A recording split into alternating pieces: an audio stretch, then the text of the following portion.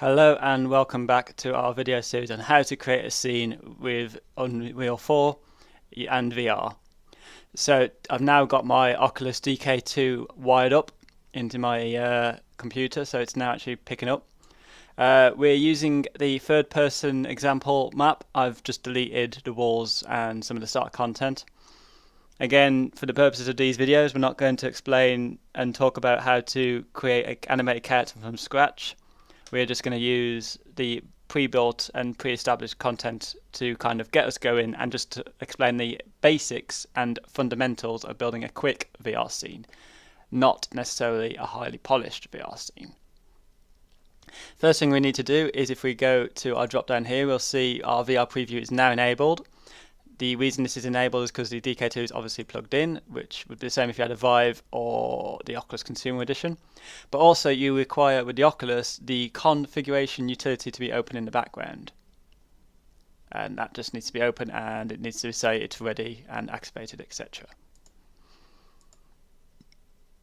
So now we can go to the play drop down options, and if we click on VR preview, we can now see a VR perspective. Our person just died, but as you see, as I move the unit, the actual HMD around, the camera is tracking in the space. Our guy just fell, but first thing we need to do though is, you see the camera was away from the body. That won't do for what we want to do, so we'll go on to edit third person. We'll go to viewport, we'll grab the camera, we'll move it to where the head is. So we'll put that into that position, and there we'll compile and we'll exit out of that. Now we need to quickly create the room. So there's two ways of doing this. There's the method I'll show you quickly now, which is we create a box, we give it a value, so let's say 2000 by 2000 by, let's give it quite a fairly decent sized booth, and then we go to hollow. And then we can adjust the wall thickness. Now what hollow does is basically creates the cube, but we've got essentially space inside it which has collisions already built in for it. So you can quickly build rooms using this method. It's technically more optimal than building each wall individually. However, you do lose some of the control options with this style of doing it. So just quickly adjust the snap size down a bit because I want a bit more control, because I want his feet just to touch the floor. That'll do. So now if we go on to play, it should, there we go, as you see I'm not falling for the floor now, but we're now seeing what the actual first person can see. If we look down, we can see we've got feet and we've got some form of body and a shadow. Because this player model's already got controls enabled, we can actually walk around. So we've still got all the control mechanisms quite quickly. That's a very quick way. It's not necessarily the most optimal way, and in the future videos we will show you how to do it from scratch. But for the purposes of this video, which is just to show you how to build a quick VR scene, we can this method will just do for now. So here we have a very boring grey room, nothing exciting. So we'll start jazzing it up. So we'll grab some materials. I fancy a nice wooden floor. Let's also, remember, get rid of the directional lighting. Yep. This has made the room very dark, as you can see. If I quickly rebuild that. There we go. So you see the room is now in pitch black, which is absolutely useless to work with. But we can quickly resolve this. So what we'll do is we'll put some spotlights in. Actually, no, we don't want spotlights. We'll put some point lights in because these are a bit more radial, as we've explained in a previous video. So we can up this up a bit like that. So now we have essentially what is at the moment a floating light. Nothing, not overly great, not overly amazing. But if we increase the saturation radius, there we go. So we've now got a light in the room. Now, the most important thing with things like VR and building scenes, same with film production, is to try and make the scene semi-realistic. So we'll put a ceiling light into the scene. The ceiling light itself has the starter kit ceiling light itself has a light attached to it. However, if we was to build a light from scratch, which we normally would do using 3ds Max or Sculptress or Mayo, etc., we would have to manually add a light source into it. So I'll just put that light there, which is roughly where the light is in a sense. Let's go to a top-down view, so we've got more control. So we can see the wireframe mesh of the lamp there, and we can now drag our light into the middle so it kind of lines up logically. And we need to bring it down a bit. Now, because the lampshade there, naturally the lampshade would block the light, so you would get a shadow at the top, so that's kind of makes sense. We'll just quickly build a scene using the starter kit options. Again, you can go online and use sources like T3DM if you just want free online models and you don't want to build them yourself. Normally, like I said previously, we'd build them from scratch, and I would strongly recommend doing so. But that is a totally different video series, and we don't have time for that this week. So we can put some chairs down. I think there's a little table somewhere. Actually, we'll go to a table I've brought in from online. So if we go back to home, do we bring in the table? It appears not. Okay, I'll just quickly show you to do that then. So we'll go right click, import asset. We'll grab its computer desk, which we've got off T3D online. That's all correct, we'll keep that as is for now. Yeah, okay, that's fine. Then we're going to also import the texture because it hasn't pulled texture with it, which sometimes it doesn't. Right click, create material. There we go. So we'll then bring in this computer desk. Now you'll see each model proportionately won't necessarily be scaled correctly because it depends on how the model was created. So if we scale that up a bit, like so, move it along, move it in, apply this wooden texture to the actual material elements down here. We can do the same to that tray there. Although we could actually, if we wanted to, create a new material. And if we double click on this, we can add in colors and base controls, etc., etc. Again, we'll touch on that in more advanced topics. But if I wanted to, I could literally drag that texture onto there, and that gives it a default grid. That's because we haven't assigned any physical colors or properties to this material. So we'll just put that back to wood for now. Like so. Then we'll move this chair in, rotate it round, and try and just create something that looks a bit logically realistic. The only thing I've noticed is that because it's wood, it doesn't exactly stand out very well, so we will quickly change that material because we want our desk to be visually kind of interesting. So there we go, we've given it a metal polish. At the moment, these models I don't necessarily know if they are to scale yet. We'll soon find out when we move our player near them. Let's give the walls some sort of material texture. So what shall we go with? What will we go with? Trying to think quickly.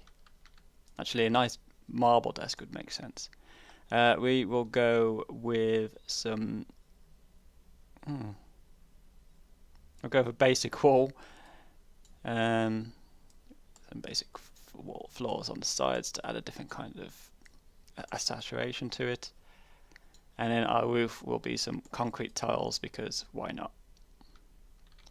So as you see, we've very quickly there built a very basic room. It's nothing to write home about. So if we click on play now, we can walk around our scene. Now this hasn't been rebuilt, so the lighting is a bit off, and we are getting warning messages about that.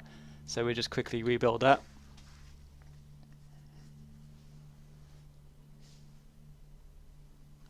Wait for the swarm to update. There we go. So now the lighting has readjusted, so it's a bit brighter in here than it was before. Again, it's playing about with the values until we sort of get that how we want it. So if I sort of wear the Oculus unit and I now look around, I can go towards the desk. If if I wanted to, and I can look at the table. Now you'll notice the camera's panning through it. Again, this is because we're using a default model which isn't built for VR support. So we are going to have to add some sort of camera collision blocking there to stop that issue from happening. But again, that's for a future video. We're just focusing on building a basic room for today. So we'll close that. Now, what if you want to make a kind of more abstract kind of room, I suppose? So we're going to now make this room a bit more detailed quite quickly. So we'll go like that, 20 in width, and 20 in width height, like that. Drag that along. I think that should. What size did I give this wall? 2000. It is 2000. It's just not 2000 centered to the point where that is. Okay, that's totally fine. So as you see, we can, using just BSP brushes, we can actually start adding things into the room to build it up bit by bit if we wanted to. So we could add like boards around the bottom, like can't remember what the term is. We could add door frames, so we could build a door frame using 4Ds to create a sort of outframe, or we could just put a box in like this, and then put this into there like that. Increase the height value, so it's like that. Push it into the wall a bit. Then if we click on that again and we go Control C or Command C if you're on a Mac, and Command / Control V to paste another one, then we will scale this down to 180, and we will put that down to about 400. This is again just guesswork at this point in time. And if I make that a bit fatter, just so we make sure it intersects correctly, so we can pull that through there. Now you'll notice we've got additive by default. If we actually want to cut a BSP from another BSP, we simply click on subtractive, and as you see, we can very quickly, using just BSP brushes alone, build up actual rooms. We can build up doorways just by cutting into another block. And you know, it's not overly complicated. I mean, it's not overly amazing what we've created quickly there, but as you see, just by building up bit by bit, we can build rooms quite quickly. So we can go, let's say 100, 100 and 1000, just for the sake of it. Actually, that's a bit too fat, I think. 50, 50.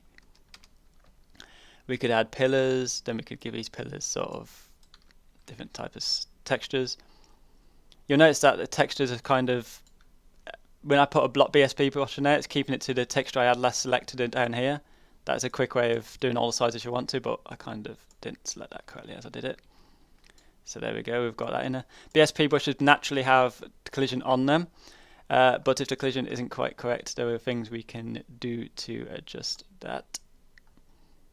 So that's test layer, translate, okay. Cool, cool, cool. So we'll then go on to volume, blocking volume. I'll put camera blocking volume in. As you see, this is an invisible square. We can increase the height of that, build that up again. So the lighting will now take into account the new BSP brushes we put in, which will reflect how the shadows are created in the scene. So as you see now, we've got a shadow here, which we didn't have before. We've got a bit of light that's bleeding through that wall there as well. So we go back to play. If we walk to this post here, the camera can still go through. Again, it's not quite set up correctly in that sense. This is because the camera's floating, which is not the way we want it to be. So what we'll do is we will get rid of that for now, and we will put a standard blocking value in. Just quickly to show how we can do a quick fix. Again, not the best way of doing it. We would normally create a custom character from scratch, which is what we will do if we had more time. And we'll then press play again. And it should hopefully have took into account that. So now we've got an invisible wall, which is stopping the camera passing through it and stopping the character passing through it. So as you see, we can no longer see through the post. Even if I sort of tilt the camera, we can't go through it, which which is a kind of way to fix it. Oh, except for that, which is a slight glitch on my side. And yeah, we can build a basic shape like that. If we wanted to sort of put more complicated shapes in, like cylinders, we can put a cylinder shape in like this. As you see, it's got 8 sides by default, but we can increase that to make it into a circle. We can reduce the outer radius, increase the height, and then if we just sort of click off, we've now got a pillar. Now, textures work weird on cylinders because it applies to each face, so it won't, as you see, that sort of grimy concrete kind of looks like a zebra pattern of this. Again, it's worth considering how your textures are sort of seamless and how they are surface property planned. So as we've got here, we've got scale of 1 to 1, which is for every 1 square tessellation on it, we've got 1 texture filling it to the kind of that kind of thing. If we wanted to move a texture along the surface, we can click on it like this. So if we wanted the wood panels to line up slightly to one side, we can adjust the texture coordinates. So we can move it left, right, up, down, that way. We could flip it, flip the UVs. We could rotate the texture, so we've now got it going horizontally rather than vertically. We could increase that by 4, and we've got even bigger floor panels. So it's very quickly to adjust textures in that sense, which is good.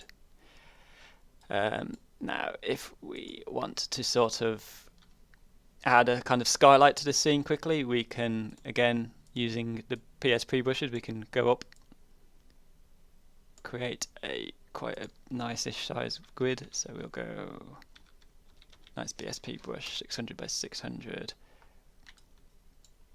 Again, I am wishing this. If I spent more time, we can get something looking a lot more attractive. So there we go, subtracted that. So we've now got a hole in the roof. And then if we wanted to, we can go to content, start content, architecture. And is it architect? It's not architecture. It's in props, isn't it? Glass. So we can now add a glass prop in there. And if we now rotate this to 90 degrees, bring that up into the scene, pull that along. I'm going to go to wireframe because it does make this kind of line up a little bit easier sometimes, although not necessarily on this occasion because I haven't given it enough width. So we'll go to a left perspective. Cool. So I can now see exactly where it is within that thin wall, so we can go like that. And I now want to sort of increase. No, I don't want to increase the X value because that's the height now. I'll increase that by to about 6-ish. Pull that along so it sort of fills up to there. Increase that to about 6-ish. Again, I'm literally just guessing here. If you had more time, you can actually calculate how these things look. So we can go back to lit mode. Oh, yeah, that's really way too big. Get to 7 long there. Doesn't matter though, we won't see it in the inside the other wall. So we've actually now got a piece of glass in the ceiling, which you may not notice it's not too obvious, but essentially the light is kind of dimmer going through it than it would be otherwise. See, it's bright through there, it's slightly tinted through that side. We'll put some other objects into the scene just for the sake of doing so. Put the preview ball in there. And a cone just to show that again. Cone has the same thing as the polygons, but we can increase the sides to adjust that value. We could again just put a cone in. That's a basic pre-built shape if you wanted to as well. And we'll put a spotlight in over the top of this cone, I think.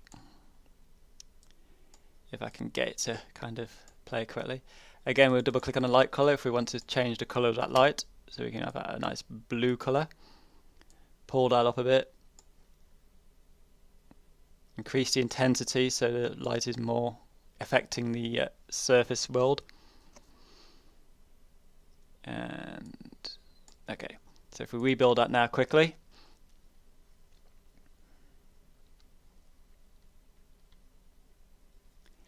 Again, this can take a while depending on what your computer is. So if we then go back into scene now, as you see, we've now got a blue light hitting this triangle here. We can look around all the objects. We can look behind us 360. We've got a light there. We've got a glass there. We've got a door frame. We've got a table and plants that we've added in, etc., etc. And if we want to leave that, we just press escape to go back to our editor window. And there we go. That's the very basics of building a room or a very generic basic scene. In future videos, we'll show you how to do more complicated stuff like outside terrains, forests, also how to do a bit of basic own model importation, and maybe touch on some of the software available that you can use to create your own 3D assets and models if you want to. Also, alongside future videos, we're aiming to do some texturing. So I hope this has been useful. Again, as you've seen, everything we've done so far hasn't involved any need of programming. So thank you very much for listening. I've been Stephen Fisher. Thank you very much.